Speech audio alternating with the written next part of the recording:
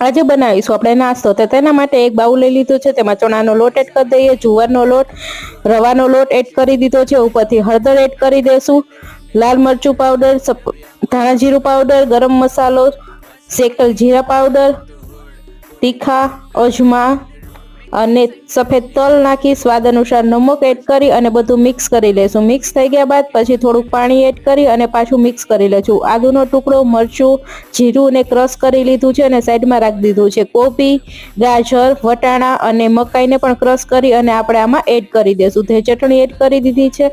હવે આપણે એમાં ટમેટા એડ કરી, પાલક એડ કરી દઈએ અને કોથમરી એડ કરી, ઉપરથી લીંબુ એડ કરી અને સ્વાદ અનુસાર નમક એડ કરી અને બધું સરસ રીતના મિક્સ કરી લઈએ અને આપણું બેટર તૈયાર છે। હવે આપણે એક કડાઈ લઈ લીધી છે, તેમાં તેલ એડ કરી દઈએ, સફેદ તલ એડ કરી દેશું અને બેટર નાખી અને પુડલું બનાવીશું અને બંને બાજુ સરસ રીતના શેકી લેશું અને આપણું પુડલું બની અને તૈયાર છે।